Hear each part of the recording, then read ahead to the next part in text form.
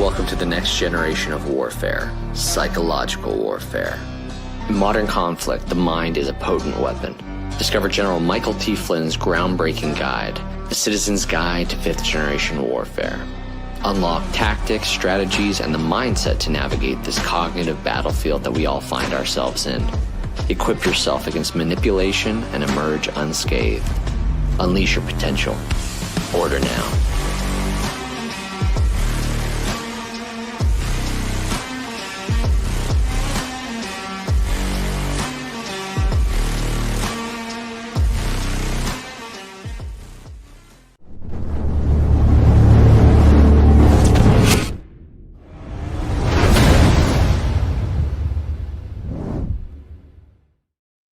How's it going, everybody? It is November 19th, 2025. It is Wednesday, which means it is Operation Gladio night. I had the amazing Colonel with me. We were catching up right before we went live, and it was a pretty cool conversation.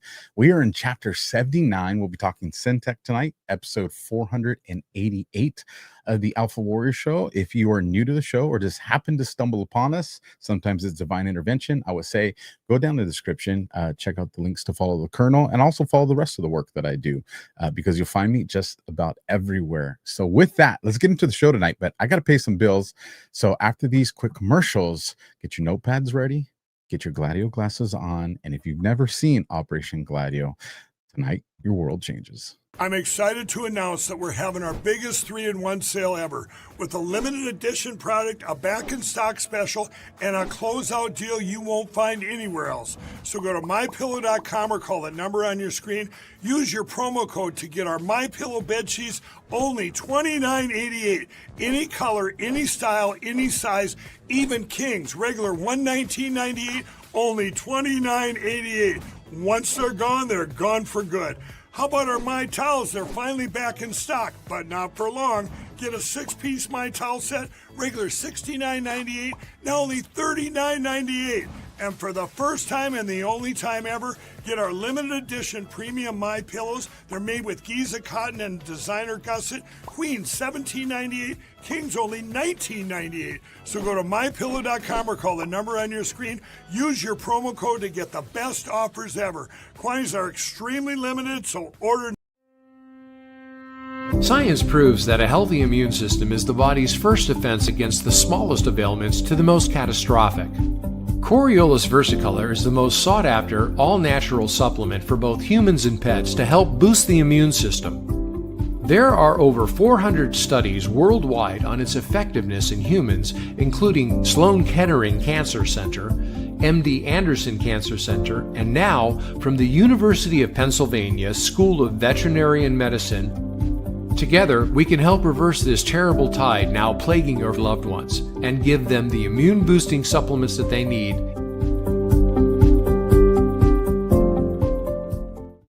Thanks for joining, everybody. Again, links to all the partnerships, affiliates, and sponsors down in the description below, including the first link you're going to see, which will take you to the Operation Gladio store. So let me bring on my co-host tonight, the Colonel. How's it going? Awesome. How are you? I'm good. I'm actually catching up on rest again, which is very, very nice. So I'm good, Colonel. Thank you for asking. So, have you ever heard of Centac? I have. Don't know a whole lot about it, but I have heard of it. Where'd you hear about it? It shows up in Call of Duty, which people are going to laugh because we're talking about video games. But let's see, Call of Duty and movies and TV shows is what I would say. Okay. I'd never heard of it until I bought this book here.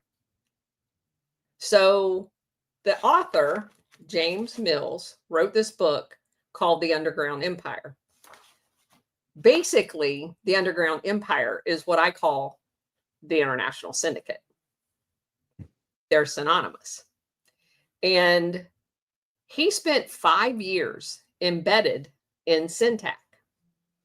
So I want to tell everybody what it is, and then I want to set the scene for what I'm going to explain this 1,000-page book in an hour and a half. And that's going to be a feat. So it's the drug world, right? It is about drugs, but it touches everything as drugs, and the international syndicate does. So, yeah. Okay. Centac, while James Mills was embedded in it, was headed by Dennis Dale, Dayle. He was a former DEA agent and chief of the unit in the mid-70s to early 80s when the Reagan administration, with Vice President George H.W. Bush, who was the CIA director during the 70s, keep that in mind because it's very, very important, stood down Centac, got rid of it. So you need to know that. It was an elite, they call it a DEA entity, but it was not. And I'll explain to you why. Task force focused on international drug trafficking investigations, coordinating multi-agency operations across borders. The unit worked, it was basically a classified unit. No one even knew it existed until James Mills' books came out in 1986. And it details some of Dale's cases and the unit's innovative pyramid approach to targeting entire criminal networks rather than street level arrests. And that's very important because street level arrests doesn't do anything to the network. Centac operated on a $1.1 million annual budget. They were given $1 million to take down international crime syndicates because they weren't just isolated to drugs, as we know. They achieved hundreds of indictments of high-level, not street-level traffickers, and was credited during the time it existed on average each year 12% of the DEA's major arrests, despite with only having 3% of the agents, according to a GAO report. It faced internal bureaucratic challenges, leading to its demise in the early 1980s because it was attacked constantly by the hierarchy in DEA and the FBI and the CIA. So, why did it have such a hard time? Because the DEA is organized regionally. You have like the Midwest, you have the West Coast, you have the East Coast, you have the Mid-South. And as a result of that, the regional directors vied for the big arrest, the big bust. And they were jealously guarding the information that they had so no one else got their big bust. And the same is true with the FBI. They would not share information with the DEA, and they would embed their own spies in each other's organization. The CIA would embed in the DEA, and they would embed in the FBI so that they knew when they were getting close to one of their targets, so they could put the person under investigation with no intention of ever doing anything to the person. They were just protecting the person because it was the CIA asset that was ultimately involved in the network. And these sealed indictments then basically allowed the DEA and the FBI during drug trafficking investigations to shield those people. And I don't know if you can see this, Colonel. I can. But this is the current DEA division map. Just to kind of people give an idea of what that looks like. I'm sure this has changed over time. But it has drastically changed because back in the day, in the 70s, when this thing was operating, there was not the amount of drug trafficking going on as there is today, obviously. Right? And we'll get into that a little bit. So I just wanted to explain to people what Centac was. Now I have to set the stage. What was going on in the mid-70s? The CIA was getting exposed thanks to the church committee and all of the investigations into the CIA, right? So, and again, this is at the time, George H.W. Bush is the CIA director. In 1975, drug abuse was escalating and the nation faced new challenges on the drug front. By September 1975, President Ford set up a domestic council drug abuse task force. And he picked Nelson Rockefeller to be the guy that was going to be in charge of it because that's his vice president. Now, Nelson Rockefeller and the Rockefellers and the Rockefeller Foundation are all tied to the CIA. So just let that simmer there for just a second. And Nelson Rockefeller's area of expertise was Latin America. That's where he spent all of his time. He was very familiar with the fact that there was a drug epidemic going on in Latin America as far as the production of the drugs. So he was charged with assessing the extent of drug abuse in America. Who was on the task force? Well, let's just take a real quick look because it's very enlightening. His vice chair was Richard Dunham. He had Dr. Theodore Cooper, James Cannon, Dr. DuPont, who was tied, by the way, to the DuPont family. And they're the big chemical, one of the big chemical companies that was selling the chemicals to Latin America to produce cocaine. Okay. Not him specifically, but the DuPont family had a big chemical company and was involved in that. Richard Parsons, he goes on to be in charge of Citigroup. Citigroup was one of the big money launderers. Dr. Peter Bourne, he's a psychiatrist. James Kavanaugh. Richard Cooper, he just happens to be in charge of the FDA, the Food and Drug Administration.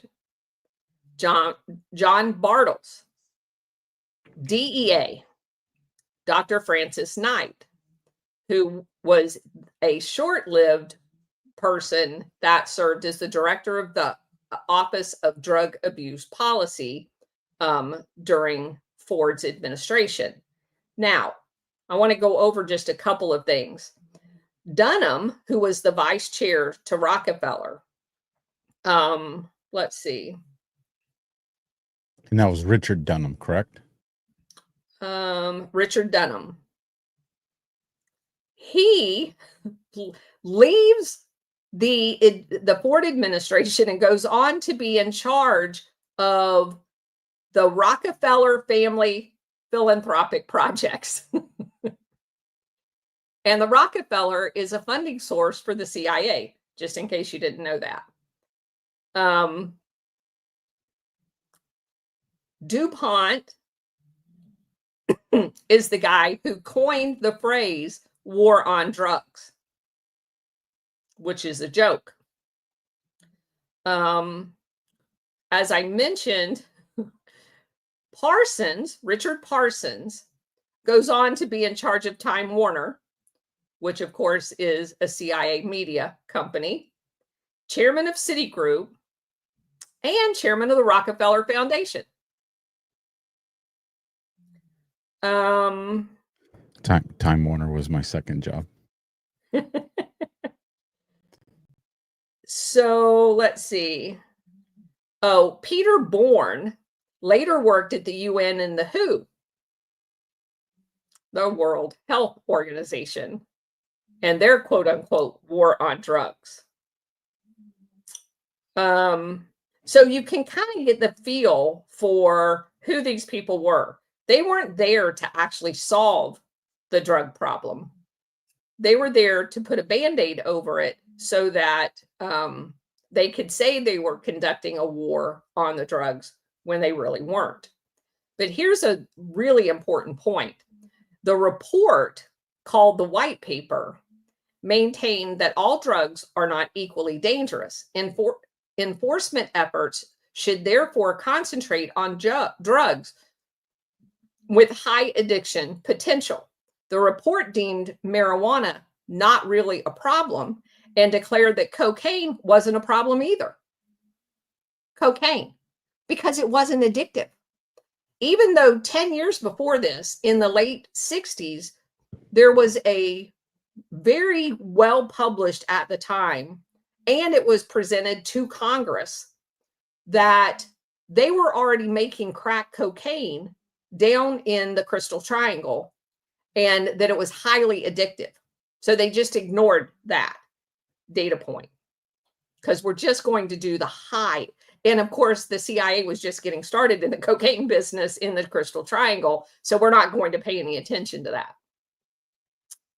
So it decided that the really only risk at the time was heroin and barbiturates. Specifically, the panel recommended that the DEA and U.S. Customs de-emphasize investigations of marijuana and cocaine smuggling and give higher priority to heroin trafficking. This policy shifted enforcement efforts and resources away from all cocaine. The report recommended that the agents focus on Mexico, not where the cocaine was actually coming from, just Mexico. And at the time, Mexico was not really involved in the cocaine other than being an avenue for it from Colombia and Peru and Bolivia. So as you can see, this entire thing is a joke, but it got lots of press. So what is Centac? Centac operated basically by, they had like Centac 1, Centac 2, Centac 3. We're going to talk about 3 specific ones that this book goes over in very, very detail. And basically, just to kind of give you an overview, Centac is a short term for Central Tactical Unit. And it was at the time a secretive elite unit within the government established in 1973.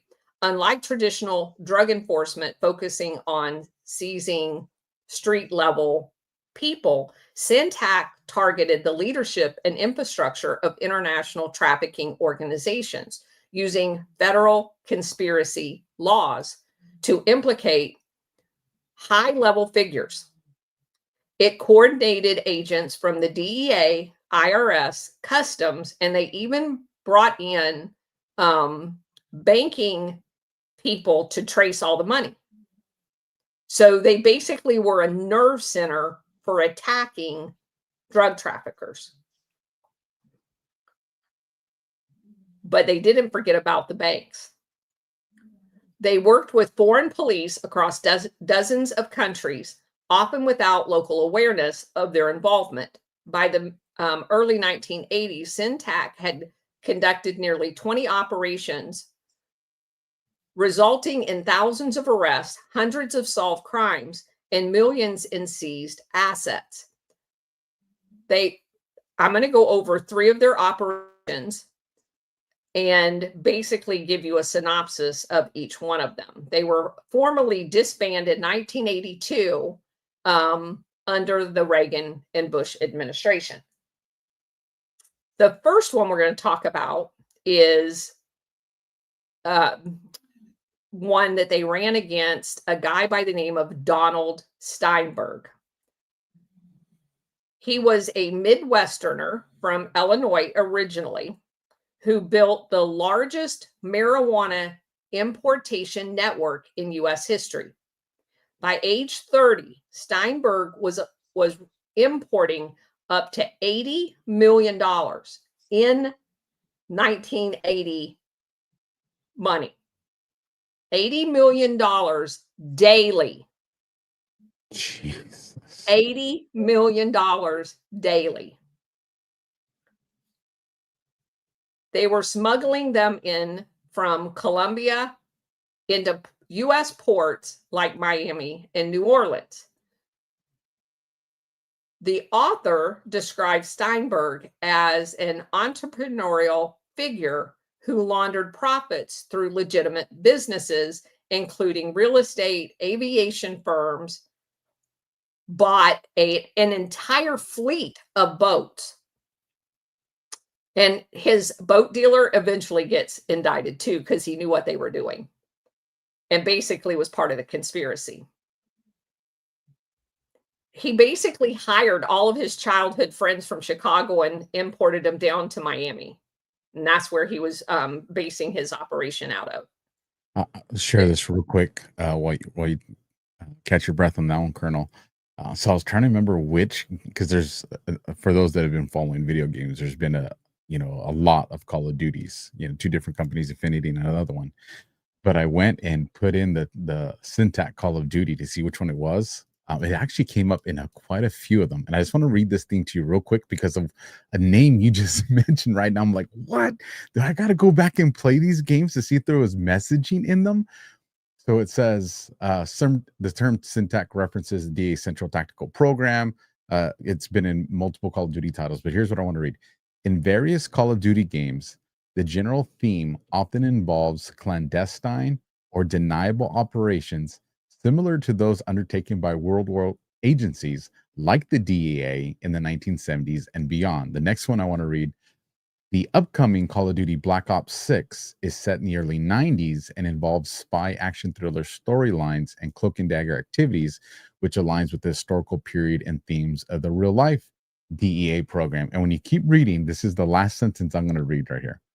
Key figures such as retired DEA agent Dennis Dale headed the program and were known for their success in prosecuting major. Holy smokes. We were getting programmed on this as teenagers and young men playing freaking video games, Colonel.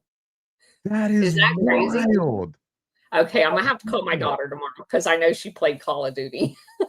Holy smokes. For those that don't remember, Kevin Spacey's in that game as well. Hat tip. But my mind's blown right now because I'm like, I was getting freaking programmed in PSYOP playing games. Yes. Is that crazy? And I didn't even know that part. Centac's approach involved years of intelligence gathering, starting with low-level arrests in Florida that unraveled connections to Steinberg's Texas connection suppliers in the Gulf Coast distribution cells. Agents used informants, wiretaps, and undercover buys to map the conspiracy, exploiting federal conspiracy statutes to link street-level dealers back to Steinberg. The operation culminated in 1978 with Steinberg's arrest in Guatemala alongside dozens of associates. After a dramatic extradition chase involving U.S. diplomatic pressure, it dismantled his network, seizing planes, boats, and cash, but highlighted the government's hesitancy to prosecute these cases. And we're going to get into that a little bit. Steinberg's ties to influential figures delayed action. This case exemplifies Centac's uproot the tree philosophy, and that was something that he used to talk about all the time. Dial, indicting over 100 top-level traffickers and crippling the Southeast U.S. marijuana imports for years. And if you guys want to just go look him up, Donald Steinberg. The background on this guy is crazy. The network, his girlfriend, who was from a very religious family, ends up ODing out in California. They find her dead body. And there was all kinds of questions about how she died. And he had this he lived literally in a mansion. He had like every car you can imagine, a Lamborghini, a Mercedes. And basically Centac had been tracing him for a couple of years and found out that, and the cop down in Miami that was helping Centac, they kept setting him up. They kept stealing drugs out of his drug bust and saying that he was doing it. This unit was attacked from every angle. And I'm going to show you in the book, and when we get done, the last three things I'm going to do is just read to you a couple of different passages. But the CIA sabotaged this unit the entire time it was operating. Well, the guy that you just brought up, the Steinberg, yeah, I'm going off the wiki page here, deputy administrator at the United States Agency for International Development. And if that doesn't sound familiar to you guys, USAID. Yes. Yeah. So every one of these is tied to the CIA. Every one of them. And that's why the attorney down in Miami that prosecuted all of the people that was associated with this, they sabotaged her repeatedly. They set her up at a Halloween party. She was attacked nonstop, and she was a brand new U.S. attorney. This was literally the first case that she tried because no one else would do it. Several of the people that was in that office refused to work with Centac. And Dial had to go down there and like rattle cages, call in favors just to get a U.S. attorney to prosecute the cases. And she won all of them. And she was successful, but she paid a very high personal price for it. Very high. This is my favorite one because this story's crazy. Centac 12 against Alberto Cilia Falcon. And I'll spell his last name. It's hyphenated. SICILLA-Falcon. He camped out in a mansion just outside of Tijuana, Mexico. It was ran roughly from 75 to 77. And guess where he was from? He was one of the Cuban exiles. Of course he was. And Cuban exiles is notoriously CIA. Bought, trained, and paid for. Okay. You said Alberto was his first name, correct? Yes. He was the self-proclaimed emperor of the Mexican drug trade.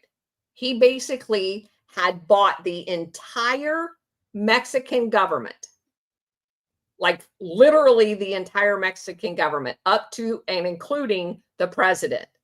He had bought the defense minister, the equivalent of the attorney general.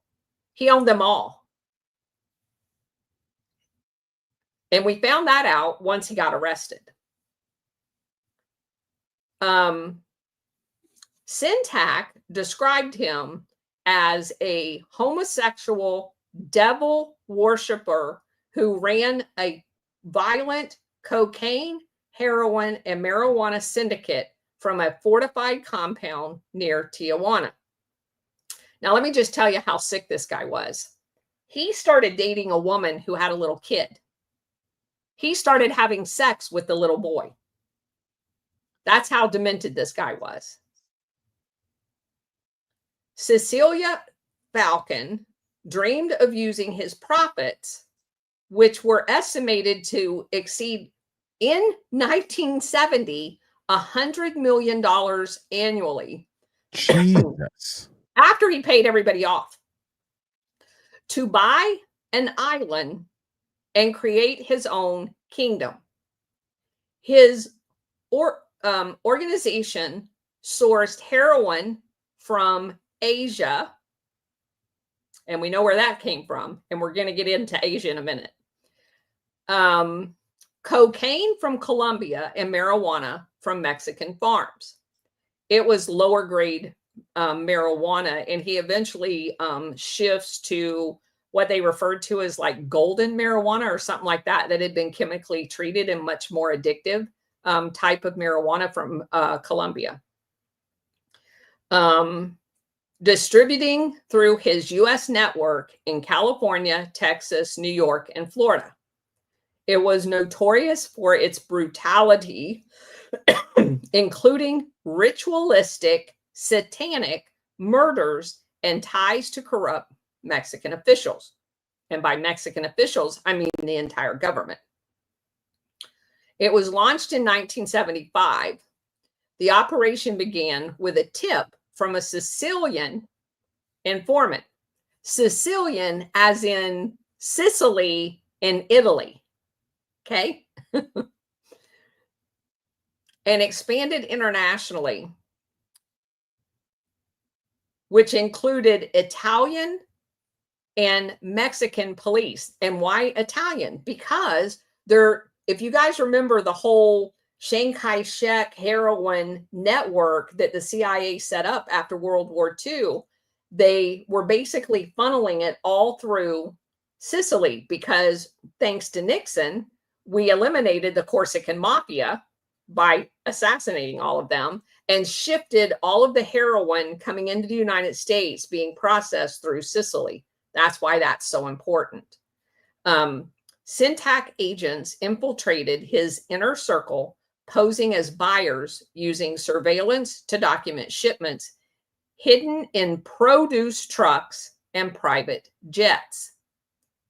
Produce trucks like the oranges they were putting in the heroin, the heroin in the Sicilian labs. A key breakthrough came from a double agent who recorded deals leading to raids that seized labs and warehouses. In 1977, it involved simultaneous arrests across U.S. and Mexico. Falcon was captured in Mexico City after a shootout with over 120 indictments worldwide, including U.S. distributors and European suppliers, namely in Italy. The case exposed government complicity both in Mexico and the U.S. They kept tipping off Falcon multiple times during this entire investigation. The arrest destroyed his empire, imprisoned hundreds of people, and would later be a model for anti-cartel tactics. Now, let me talk a couple of minutes about this one. Michael Decker. You won't find him anywhere. You can look him up, but he ended up in the witness protection program after he served his prison sentence.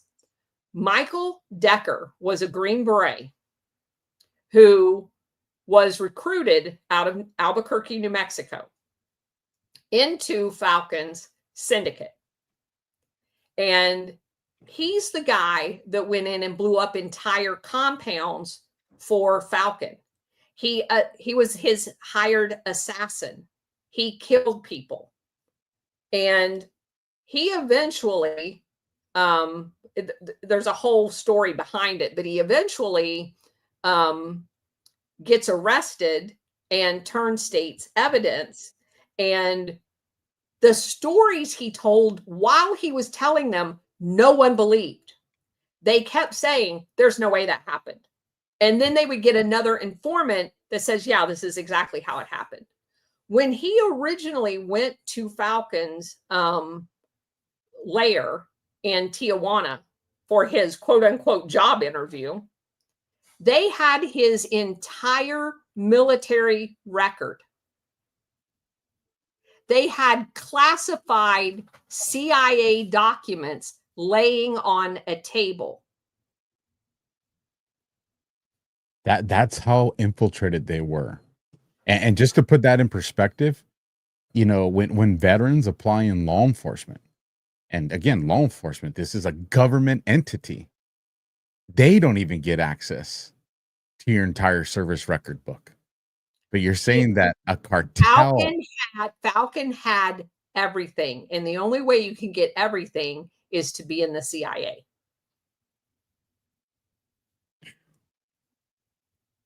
And he was dumbfounded that they even had classified missions that he had went on for the CIA. You know, at that point, not to make excuses for any type of, you know, criminal things that these people were a part of, but just for a second, Colonel, imagine you're Decker, and you know what it takes to have certain info, and you know that you're moving into the realm of some dark figures, and then all of a sudden they present your entire service record book to you. At that moment, you know the amount of infiltration and power they have. Yes. So it's literally at that point, and I do actually want to hear your take on this, because this kind of plays into the mindset of a lot of the modern things we probably know now. At that point, I mean, you only really got two choices: go with the program and compromise your soul, or die. Because who are you going to turn to? They just showed you that they got everything infiltrated with that information. So there's no one even. It's either you become the Punisher and try to take this on your own, which you're gonna die, and then that story's not gonna, you know, you're not gonna be a martyr, because it's gonna read however they want those headlines to read. So it's literally sell your soul or die. Aren't you glad you didn't go to Guyana? You know, we can joke about it now, Colonel, but honestly, there's so many times where I'm like, man, you know, trusting your gut instinct, you know, that discernment, you know, that guardian angel probably really saved my bacon from being in one of those predicaments. Because imagine being in Guyana, and all of a sudden you got these bad guys around you, and you're doing these things with these narc dogs, and you realize these guys aren't trying to detect drugs; they're trying to see how you go undetected. What's the scope of what these dogs can do? I mean, dodge the bullet, Colonel. Dodge the bullet. So Mike Decker did not, and he chose to be their assassin of the two choices. And it's crazy. Like I said, the stories that he told, they had a car that basically had high-powered, just short of grenade rocket launchers out the front and back. And when he told Centac this information, they literally thought he was crazy. They found the car. And so literally everything that he said ended up being true. Some of it didn't come out until years later after he was in prison, but it came out and validated. And to get the weaponry that they had access to, Falcon had to be involved with the CIA. There's literally no other explanation, because a lot of it came from the US. All right. The one that they set up in Southeast Asia didn't get them the guy they wanted. They wanted a guy by the name of Lou. I don't know how to spell his last name, or how to say it. It's HSU-SHUI.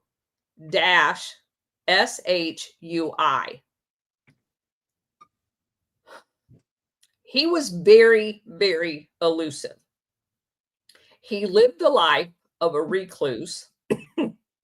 He was originally from China, in bed with Chiang Kai-shek, did a lot of business in Bangkok, Thailand. And this guy that wrote the book didn't know anything about what we know, and didn't know the fact that although that he does mention that basically the CIA had trained the entire national police, but he was unaware of the $35 million that they used to pay off the Thai police, both at the border and the airports, in order to facilitate the drug trade.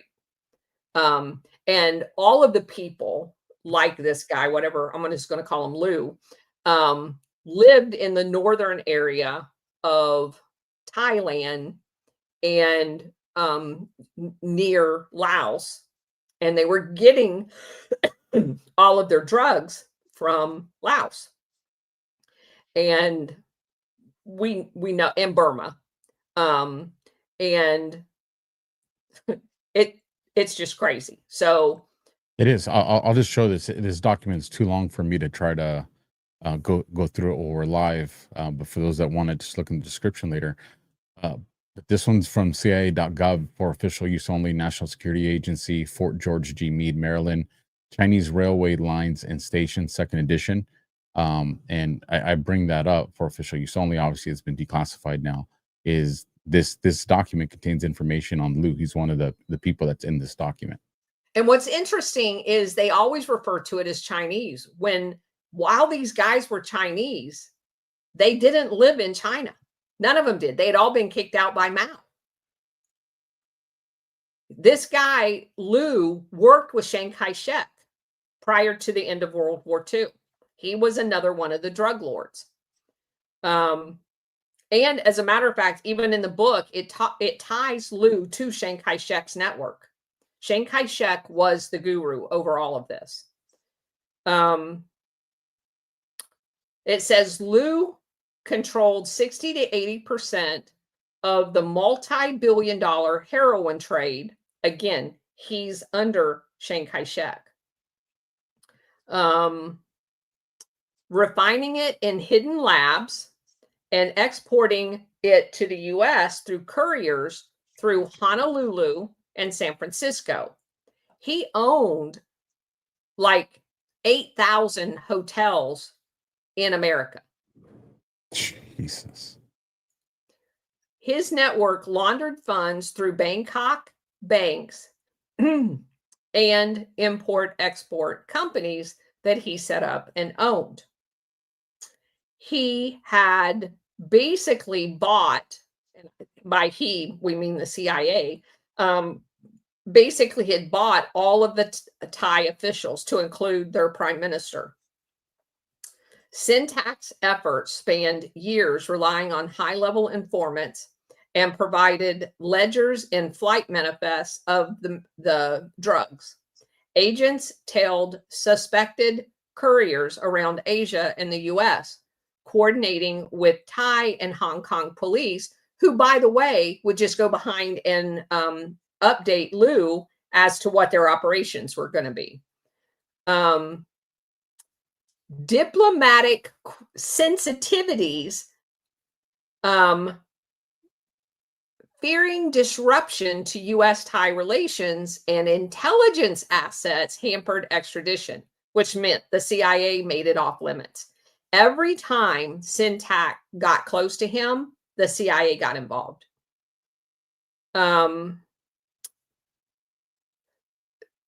In the book, it talks about a stakeout in San Francisco where Centac agents nearly nabbed Lou, but were called off due to national security reasons. Imagine being so good at your job that it gets you killed or fired by your own guys. Multiple times in this story. Multiple times. They did eventually. I was just going to say that one I take personal, Colonel, because these are the kind of guys that I would have loved to work with. Yeah. Oh, yeah. Because they got shit done. They did eventually arrest over 200 people, but not the kingpins, because they were not allowed to touch them by the CIA. They they seized tons of heroin coming in on the ships. And I did want to mention this because this stuck out to me big time. Mike Powers was one of the members, while still occupying a DEA position in Asia. His wife gets kidnapped. And the guy that kidnapped his wife was tied to one of Lou's people. And the Thai government and the Thai National Police protected the middleman that arranged the kidnapping. The Thai, one of the Thai National Police called a general, called Mike Powers to a meeting. Now, Mike Powers was basically in Chiang Mai, and Chiang Mai was like the headquarters for arranging everything. Everybody came to Chiang Mai, and that's where BCCI had a branch. That's where Nugent Han, all of these money laundering banks that the CIA set up, all had branches in Chiang Mai. So this general calls Mike on the phone and says, hey, I've got some information for you. Come meet me. It's important. So he goes off. His wife goes to a shop to get a shoe repaired. This guy comes and kidnaps her and her daughter. And the police basically were allowing this guy to get away. And finally, the one good cop in the entire area finds out about it. And he dispatches his people. They box in the bus that this guy had stolen. And Mike Powers gets back from his meeting, finds out what's happening, and he goes to where this bus is, where this guy has a gun pointed at his wife's head. The cop manages to get the little girl out of the bus, and he watches this guy execute his wife. And the entire thing was set up to get him out of country by people the CIA was working with.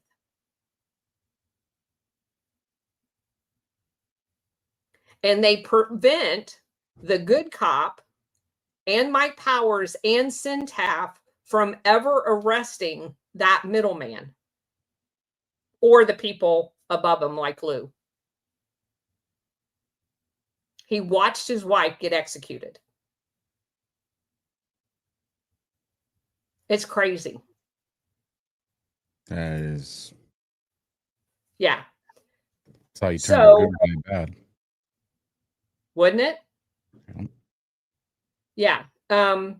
So one of the other points, and again, because this guy doesn't know about Gladio, one of the things Centac stumbles across is a CIA weapons deal to Portugal exiles, which was a guns for drugs. Now, Portugal exiles in this scenario that they're talking about was basically the Gladio unit in Portugal, a Genter press. And Centac found out that the CIA was basically exchanging guns for drugs, just like we did down in Nicaragua, the Contras, during one of their investigations.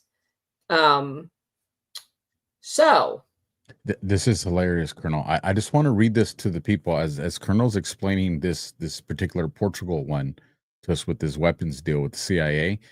This is how they teach us it went down. So I literally, this is all I put in: CIA weapons deal with Portugal exiles, just to see what the public narrative is.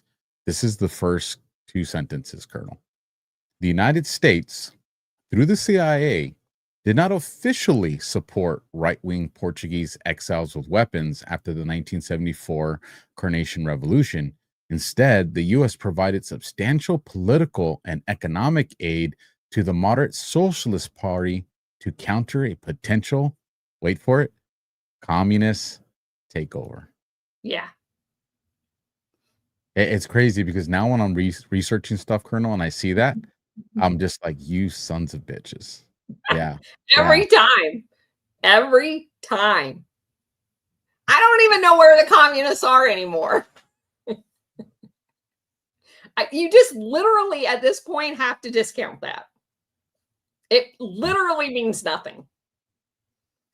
So, I want to read a couple of passages out of this book. Hold on just a second. One of them,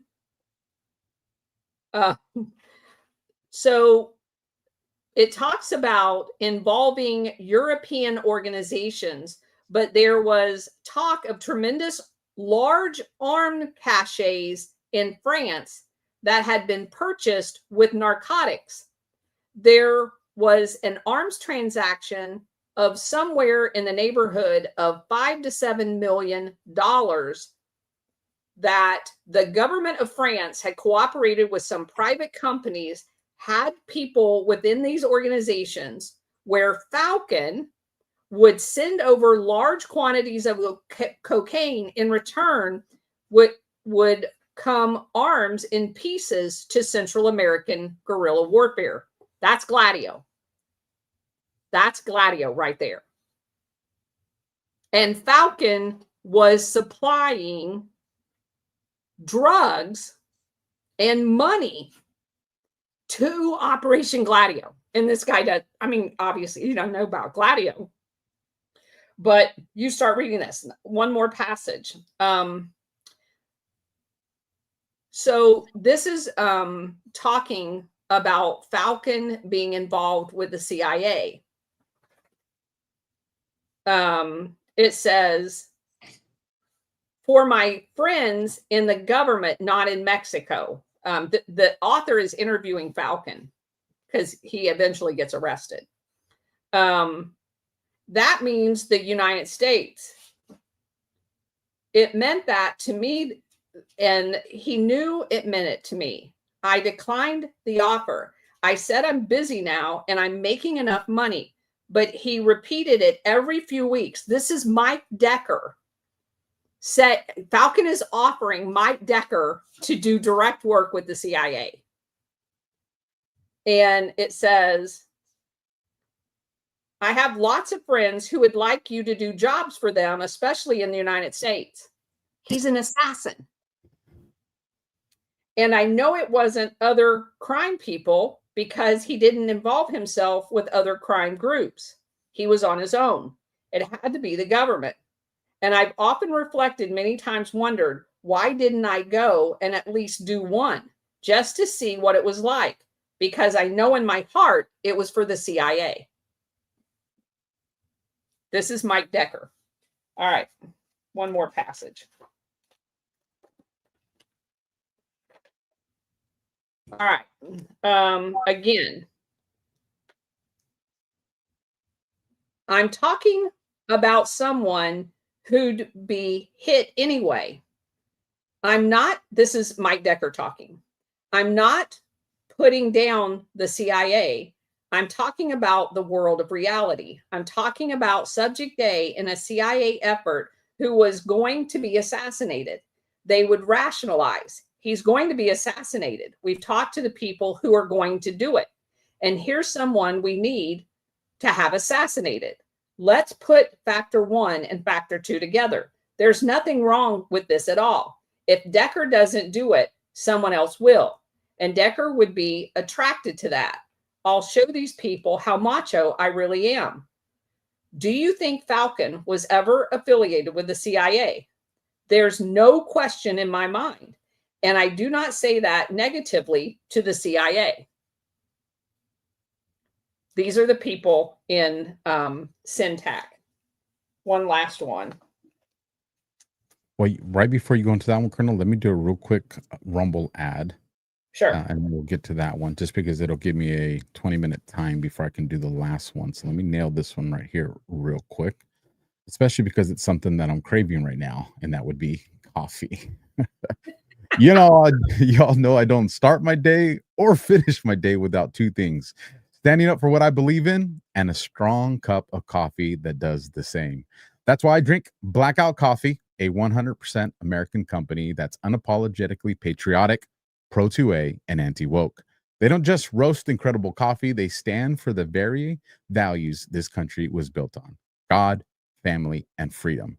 Every bag is roasted right here in Florida and shipped straight to your door.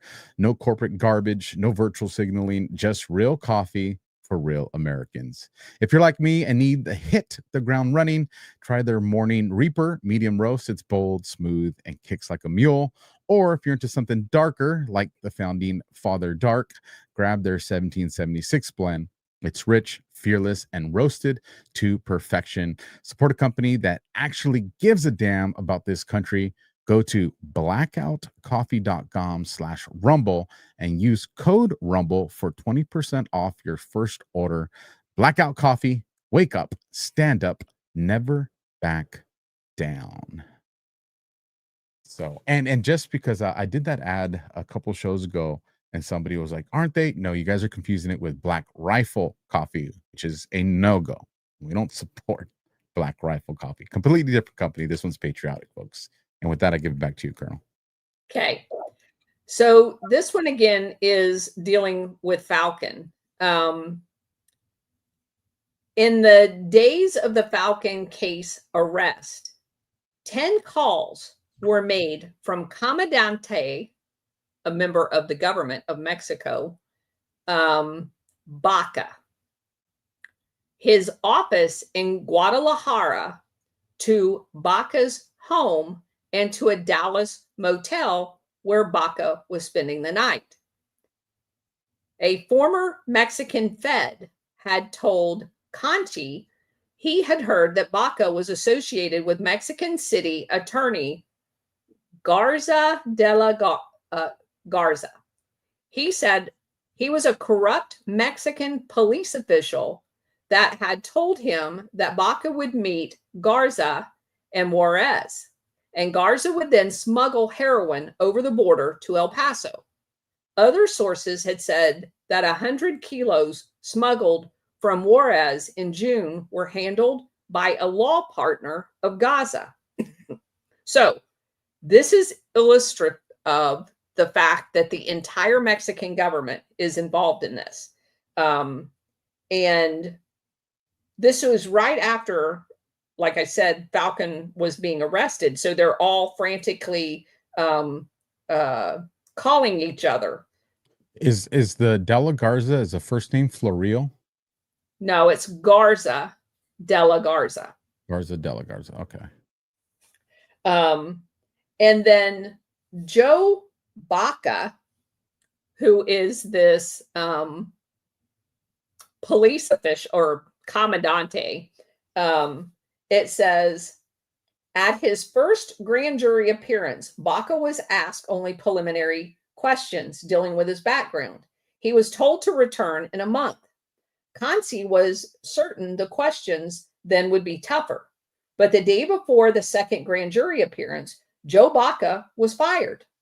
The pressure was off. DEA had no further hold on him. He went into the grand jury room and pled the fifth, which was on purpose, because they knew once they fired him, he could plead the fifth. While he was hired, he could not. 6 months later, claiming lack of jurisdiction, the U.S. Attorney's Office in Southern California declined to prosecute. Conchi took the case to New Orleans. The U.S. Attorney's Office there refused to prosecute. Joe Baca went free.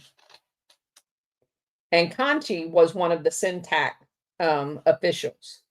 And it said, we had high-level management people in DEA at the time who didn't want Baca convicted. The criminal case could have been done, but Baca is going to say, whoa, wait a minute.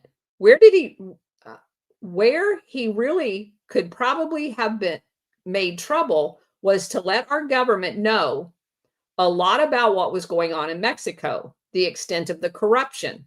He could have raised a big stink. So we never found out any of his information because U.S. attorneys were told not to prosecute him. This is wild. So have you ever heard this theory, Colonel, that they'll create stories, movies, music using names of other people so that when people go to search for these people, that's what populates? Yes, it And does so, it all the time. yeah. Music artists and movie stars and sports figures. And it's crazy because I was like, what a coinkydink here. So when I was because I'm trying to find the Garza de la Garza and the Joe Balca one to see what kind of stuff, I can start digging into later. And it brings up one of these headlines, and it says, after being a fugitive for years, a banning man has been arrested and sentenced for murder. So I go to look it up, and it's man's convicted in the murder of banning teens after years on the run. And it says justice for Alex and Dylan. And if I remember correctly, this was a boyfriend girlfriend, I think, duel that they found their keys, they found their purses. This was along the Freeway 10, and I was still a cop at the time when this all kind of unfolded.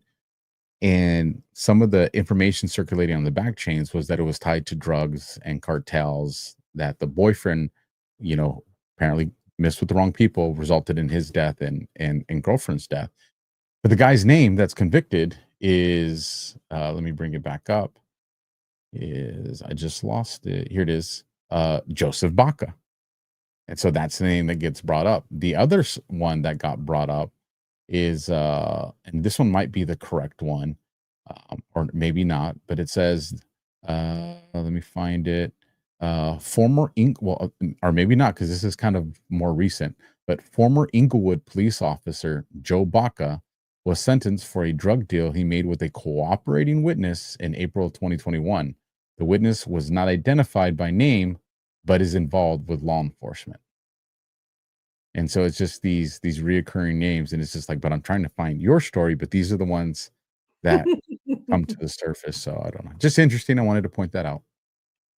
Yeah, and then it goes on to say by the end of the Baca investigation, Conchi remained as convinced as ever that both Falcon and his assassin, Michael Decker, had worked or still worked for the CIA. They tried to have this checked out because I felt, and I still feel, that Decker was working for the agency. I still feel that way. And you put Pat Gregory, former CIA, and he's one of the good guys, in there. And well, damn, is the whole thing sponsored? The more you think about it, the more mind-boggling it becomes. We did have the CIA check, and of course, they said no. I think the CIA originally recruited Falcon in Miami, and then it went to his head. He went too far, got too big for his britches, got too much money, too much power. He definitely had good connections in the Mexican government. Decker had a very confusing military career. The SEALs bounced all over the place, overseas. The whole thing reeked of agency plant. I'm convinced he was a CIA of some sort, whether an operative. I wouldn't be surprised if he was. I hate to use that word. It sounds melodramatic. I think he was used a lot by the agency. I'm absolutely convinced in my mind, and have not one shred of proof, that he surfaced to do Falcon to bring him up. And Falcon was involved in the CIA as well. And again, this book, based on its cover, you would never imagine that it overlaps, and it's freaky that you can take all of these books and not a single one of them contradict any of the information. It just adds further proof. And like I've said, I'm well over 120 books. I'm afraid to go out there and even count them at this point. Jeez. Not a single one of them refutes anything that we found. It just adds more information. Like, I had never heard of Centac. And I stumbled across this book because it was referenced in another book, and just went out and bought it. And it literally reinforces everything, plus added the fact that if Centac illustrates, if the United States ever wanted to seriously attack the drugs, this was the single most successful program, and it was shut down by Reagan and Bush. It goes back to something, and I don't know if you remember this, Colonel. We talked about this way back in the earlier life of Operation Gladio on this podcast. And I said, one of the frustrating things for the detective, now granted, I did it in the gang world, but it was still the same thing in the narc guys, right? They're the ones that like doing the DEA stuff. I mean, we dealt with drugs because obviously that's an inherent revenue source for gangs. Yes. But not as much as like the narc guys did, like they got all excited about it. We just didn't share that excitement. But I always wondered, we got to get the operation needs to come to a conclusion. We need to arrest these people. We need to do the press release. The public needs to see that we're doing our job. And I get that. I get that from a chief of police position. I get that from a sheriff's position. But the one thing that it just didn't make sense but it makes sense now was, but if you just let us go a little bit longer, we can get the guys that are connected here. Mm-hmm. Like just give us 6 more months. Give us 6 more months and we can actually take down this entire structure. But you are never going to be allowed. But the grant's not going to last that long if it's part of a task force. Yes, but then bodies are going to rotate out. It's like everything's created in this short, less than 4-year window to do things. And it's now I'm looking back and I'm just like, that's by design. Yes. The detectives, we're getting happy because we do take down some big players. We do make the community safer. You get the accolades, get the press release, you're on the cover of the front page of, the state or local paper and all that. So everybody's happy, job well done. Everybody's high-fiving. But if you pull that detective into the office and you're just like, hey, could you have shut this entire thing down if I would have gave you another 6 months every year? I guarantee you more than half of them would have been like, yeah, we could have. And you're never going to be allowed to. And not even just at that level, but you're not going to find an attorney general to prosecute. And then if they prosecute, they're going to be sabotaged. And they're not going to be allowed to just the next layer up, Alpha, from whatever it was that you did. The next layer up, if they find out, because keep in mind the story we told last week about how these people have access to the DEA system, right? They know ahead of time who you're going to hit, and they'll decide whether or not that person is hittable. And if you can take them out and they can easily replace them, and you found them, they'll let you take them out because they already have a replacement for them. And if you can't take them out, they're going to give that guy a heads up because they know you're going to do it because you've already registered the case in the tracking system. And you read my mind right there, Colonel, because I'm going to bring this up on the screen. When people are like, what do you mean they read the tracking system? This is one of a few systems across our country. LA Clear, Los Angeles Regional Criminal Information Clearinghouse, providing intelligence, tactical briefs, support, and assistance to law enforcement. Now, on its face value, this is amazing to us as detectives because of the way they sell it to us. We're going to prevent blue on blue crime because I'm going to call this intelligence hub, right? And I'm going to say, hey, I'm working on gang member, Hugo Chavez. And he's residing right here, 1234 Taco Street, because I'm going to be racist tonight, folks. And, I'm looking into, a homicide case, and we're going to be running surveillance on this house from this date to this date. And we're going to be doing it from this vehicle, because it's an undercover vehicle with this license plate. And the purpose for that is so as I'm running this surveillance, let's just say there happens to be a NARC team or a DA team or, whatever team, and they're all of a sudden run surveillance, and they're running surveillance on the vehicles that surround that house or in that neighborhood, because that's what I would do. Well, that vehicle, it's going to pop up an alert.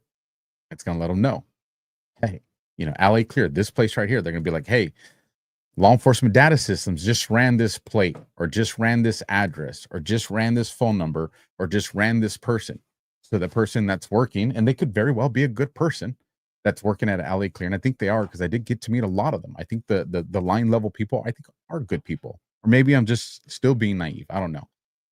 They see that and they're like, oh, Detective Luna's working on this. That's his vehicle. We got to make sure that, this undercover detective doesn't end up shooting this undercover detective. So what happens?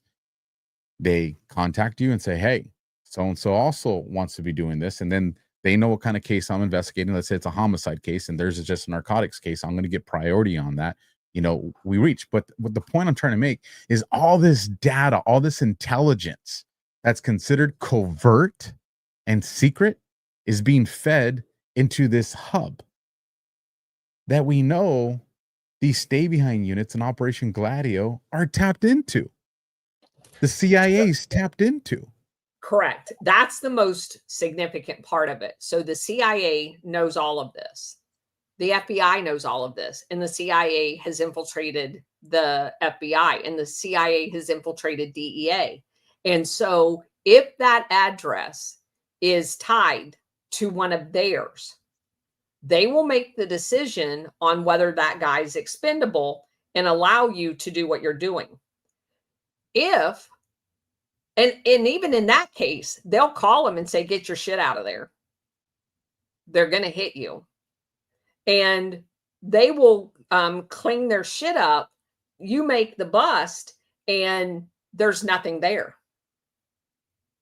And you've provided them the intelligence to be able to thwart anything that they want to thwart.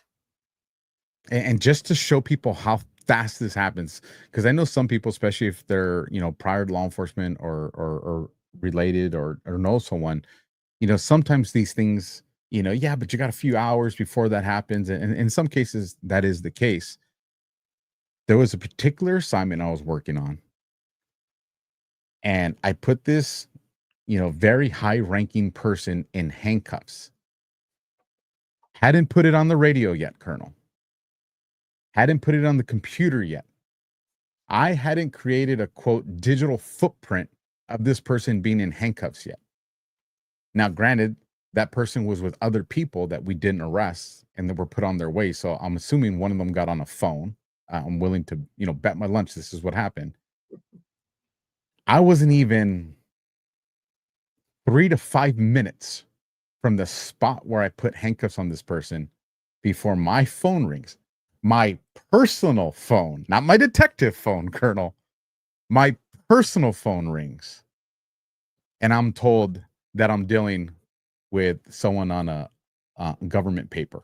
And I mean, that's all I can pretty much say about that. I mean, that's how fast that came into play.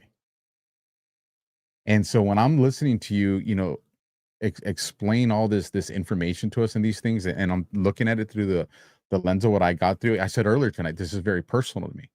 And not just because of, what I was subjected to towards the tail end of my career, but I go back and I look at a lot of these people, these good cops, whether they were on a SWAT team or whether they're on a a dynamic team, or assignment similar like I was. And you wondered, like, they were good. How'd the bad guy get the drop on them? Like, I know these guys were dialed in. and one cop gets hurt, or killed, and I can't help but go back and think how many of these guys were set up by our own that were corrupt. And that's the reason, because we were right, they were that good. But the reason these guys were prepared for it, because they knew they were not in a position to get away. All they did was get the heads up so they could position themselves to win the fight.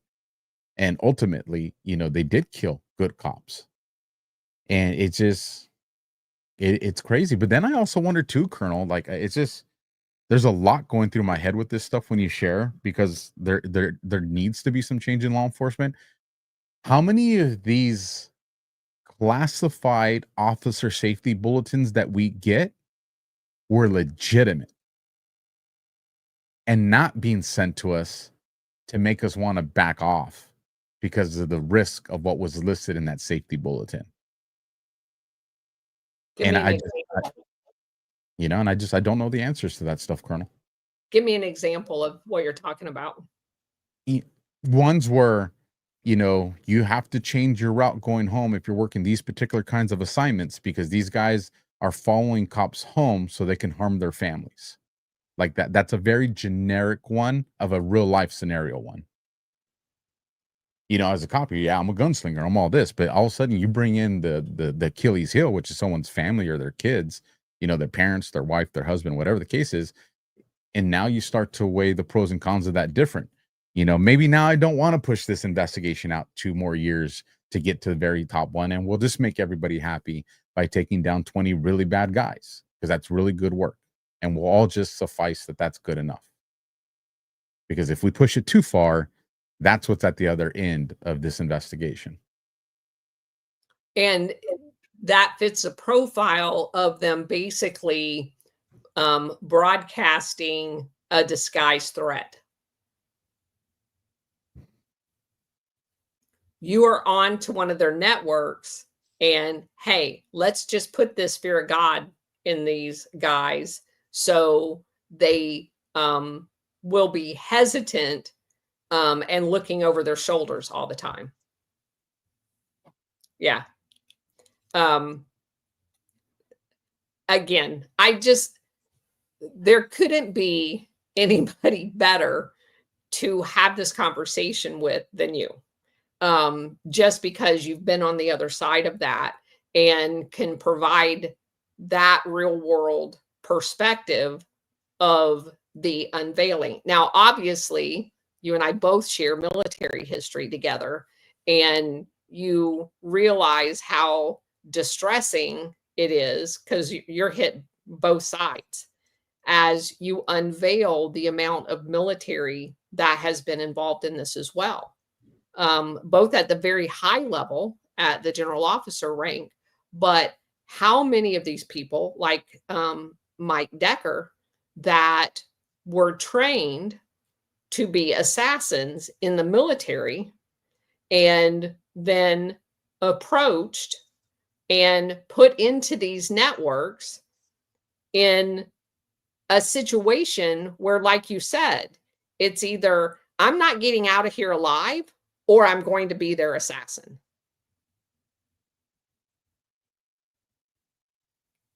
And how many of the people that were in the military did the CIA do that to?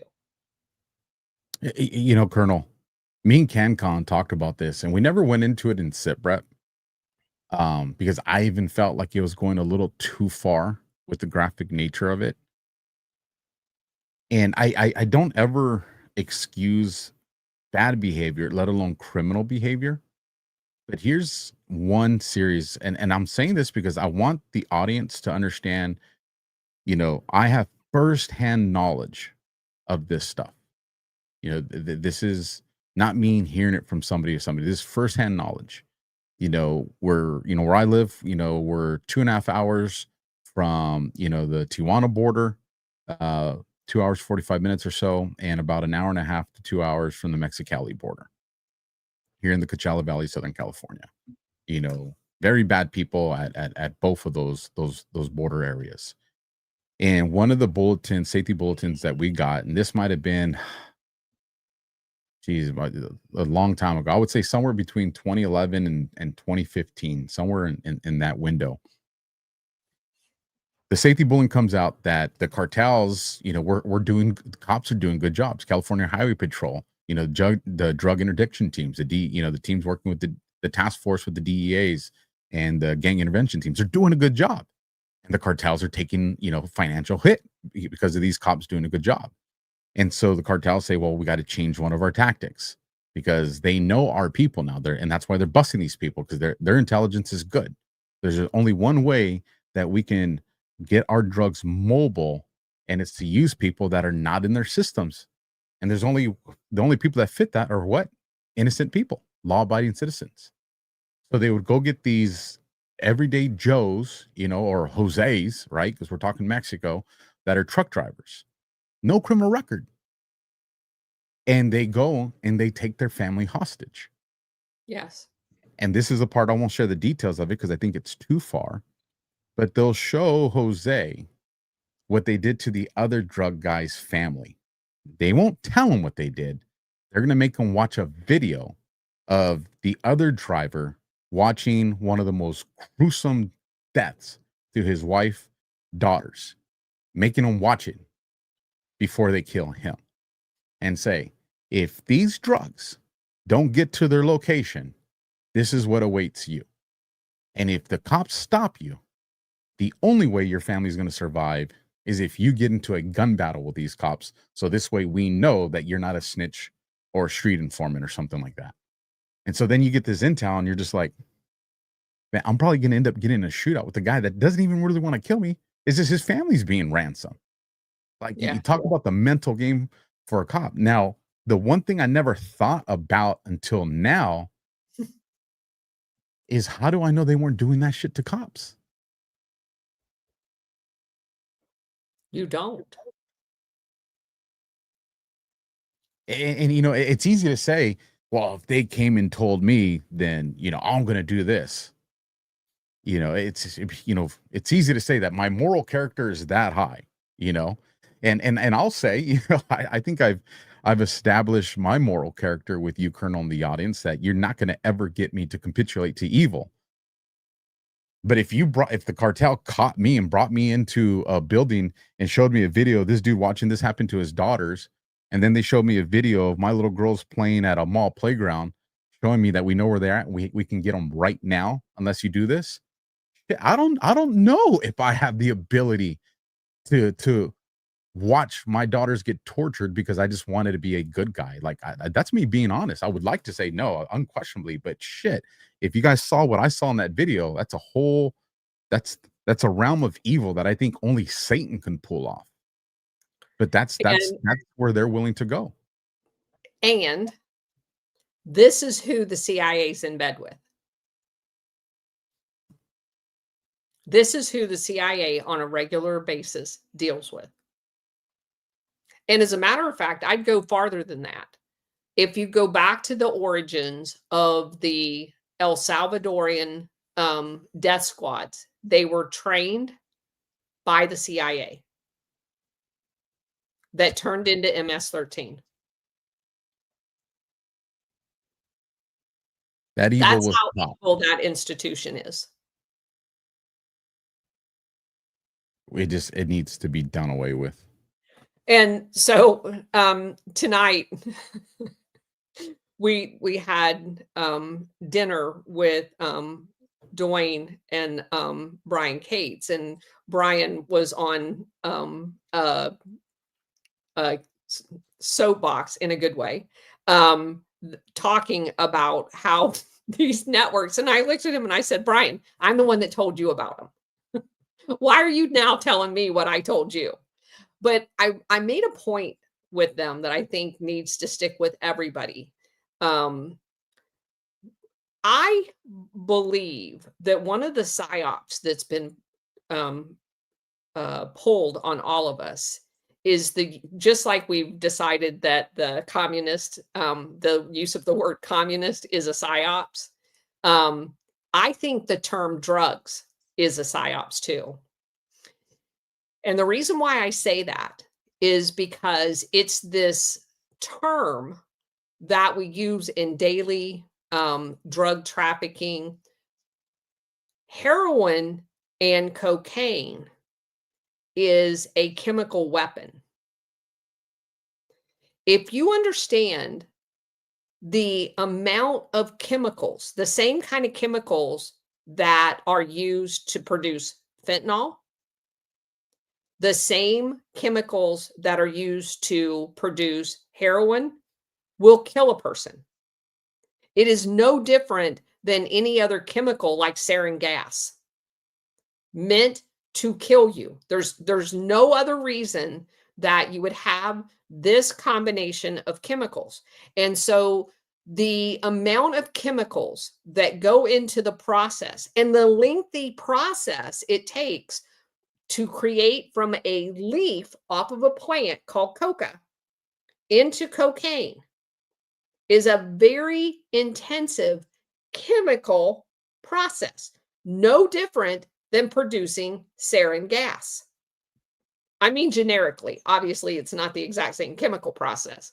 The same is true with making heroin, a very chemically intensive process to take opium and create heroin. We are being attacked with chemical weapons. And I have come to the point now where I say that on a regular basis instead of saying drugs.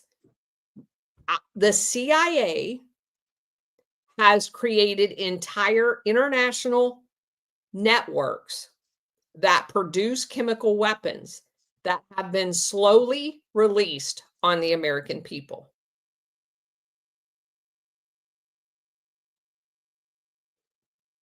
You know, somebody in the chat says Trump blows up drug boats. Who were those dudes on the boat? Poor people forced by threats to smuggle, and Trump wasted them. This is what I would say, U.S. citizen, on that question. One of the things that's been attached to every one of those posts by the Secretary of War, Pete Hegseth, is after an intelligence briefing, those boats were given the green light to be destroyed. So that means that they are well aware of the people who were on those boats. So you're not talking everyday Joe Schmoes. They had the intelligence to support, weapons green on something like that. So I would say no, I wouldn't attribute that to the same thing that I was dealing with at the local level, because our intelligence is much more limited than what the DoD will be using somewhere out there. Now, I would say tune into what Josh said. Josh was a part of those actual types of operations, but no, there's way more intel that goes into something like that. So there is a possibility that some of those people, but what you're talking about, to your point, Alpha, is when you're dealing with those types of conveyance, those boats go in and out to a point, generally another island like Trinidad or Tobago. They go over to the Dominican Republic. Those boats are on regular basis. They are not arbitrarily looking for the one boat that would have a guy. So let me say this. I have read, when I was reading the book about the Colombian, I was trying to remember which book it was so I could say, but there has been instances where they will kidnap people's family and tell them to run drugs. And where I was reading about it being done is they have some indigenous people along the waterway that comes up between Guyana and Venezuela. And they were taking Venezuelan indigenous people and doing exactly that. Generally speaking, they were using their what would be referred to as like a dinghy boat, not a high-speed 4-engine boat. The go fasters. Those high-speed 4-engine boats are tied to the 20,000 plus paramilitary guerrillas that Southcom trained in Colombia.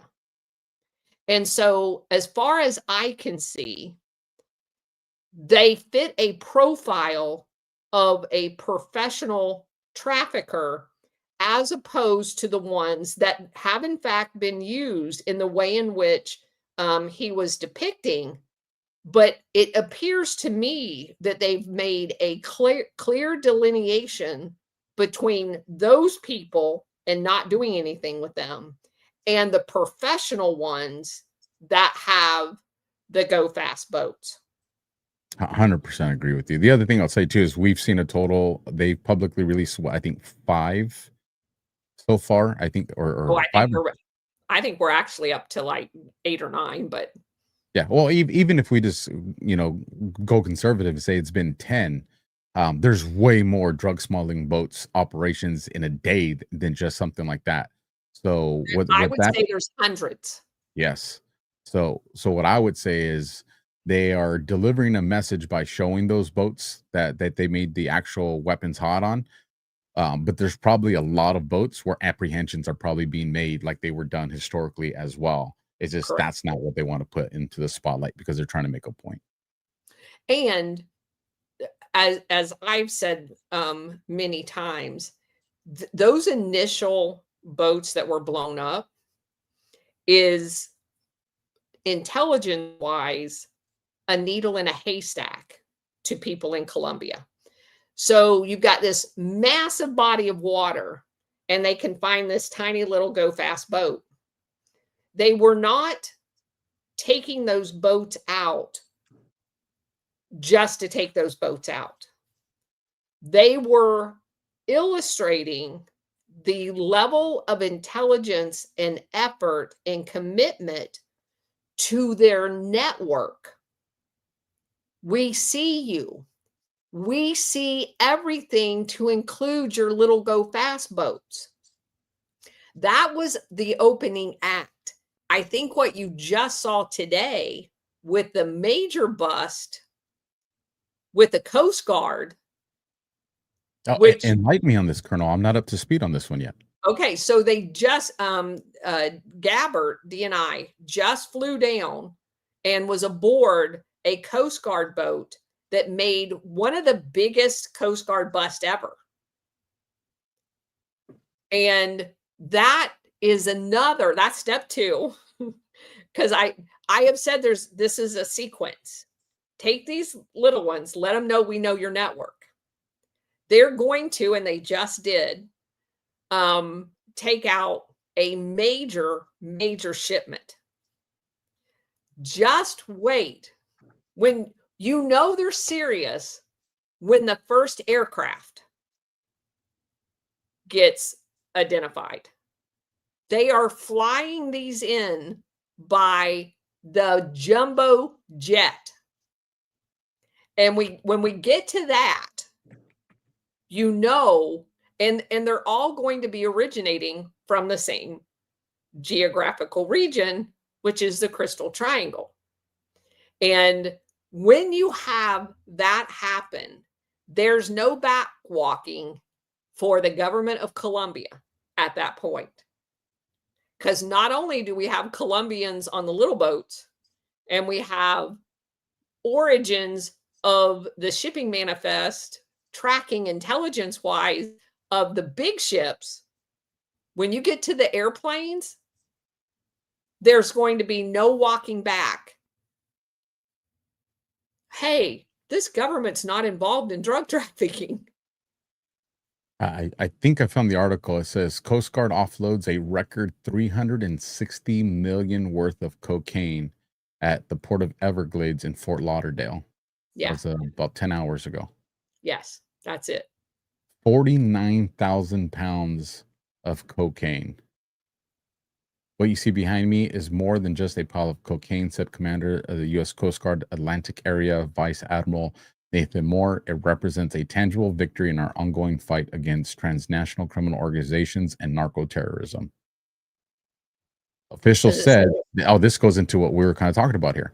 Officials said this is the result of 15 separate interceptions by the crews of the U.S. Coast Guard Cutterstone, along with air crews and partner agencies in the Eastern Pacific Ocean. So like we said, there are way more things that are happening that are developing this information. Correct. That's hats off to them, man. That's freaking awesome. You know, I'm going to try to start adapting that mindset too of chemical weapons instead of drugs. I really do like the way you laid that out, Colonel. If you haven't already, if you have, send it to me and I'll repost it. But you should really do a write-up on the word warfare with that. I think that's a good thing to start getting pushed out, because you're right.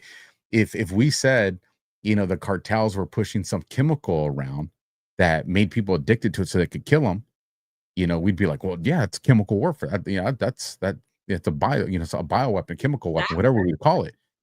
But if all of a sudden the cartel said, well, we're just going to call it heroin. Oh, well, then we'll just say it's drug warfare. We'd be like, no, just because we changed the name, it means it changes the scenario and the intent behind it. I really do like the way you explained that tonight. I was taken aback in the research. And again, I wish I knew which book that was in, that went into depth. It was one of the books I recently did like 3 books ago. It went into depth on the way cocaine is made.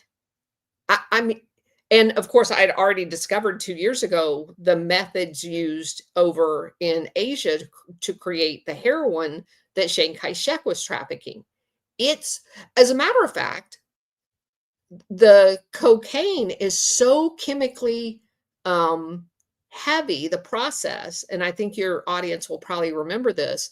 One of the things that we covered on one of the shows is the fact that in the early 70s, and I don't remember exactly when the law was passed, they were so chemically intensive, the process, that Congress finally, and it may have been in the Kerry Commission, said, where are they getting all the chemicals from? Dow, DuPont, knowingly providing the chemicals, just like they did in World War II for IG Farben, to kill people. How is that different? So Congress passed a law that says you can no longer sell these chemicals known to create cocaine to those countries known to create cocaine. They forbid it.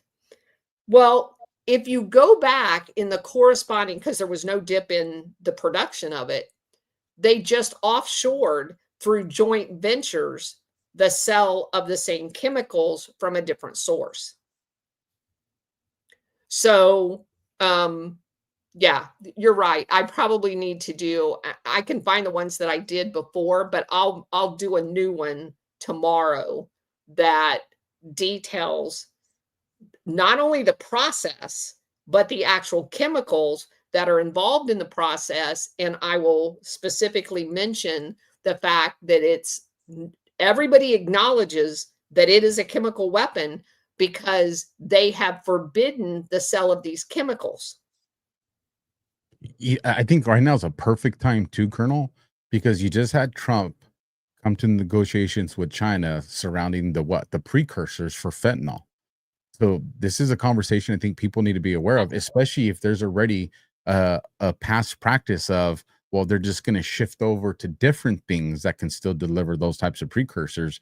A time like this would be good for us to all be informed in it, because then we know what to look for. We get to start putting our. And let me just say one last thing I just remembered. I'm listening in the car on my way back from town yesterday to like the last 10 minutes of Glenn Beck's 3-hour radio show. And he was talking about the CIA. And he says, you know, I'm beginning to believe that the CIA doesn't work for the US government. And I said, no shit, Sherlock. And I just so happen to know Keith. I don't know how he pronounces his last name. So sorry, Keith, if I mispronounce it. Malnack, who I believe is like the right-hand guy to Stu on the Glenn Beck show.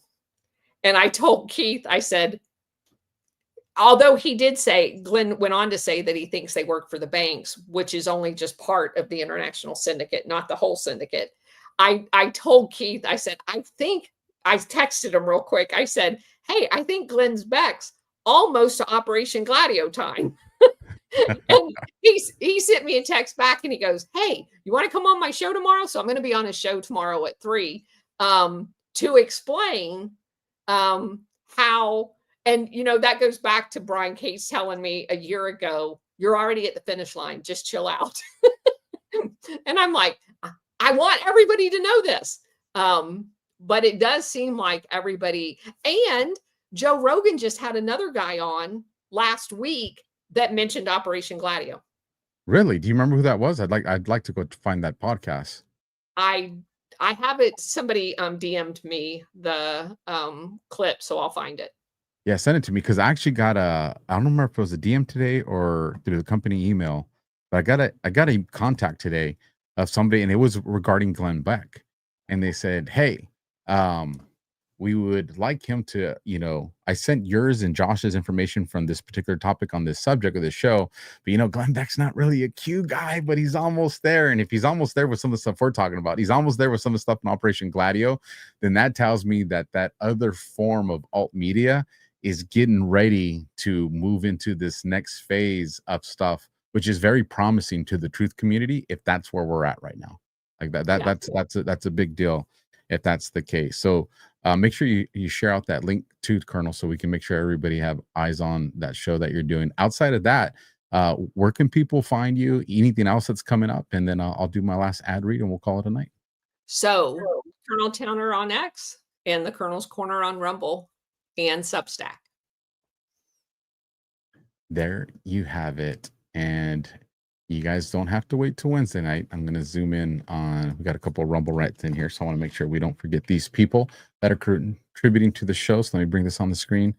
You guys follow the Colonel on X. You get Gladio almost every single day. $1 coming in from Lori Ruggiero. If I said that correctly, I apologize if I didn't. Dala Hala. Thank you for all you.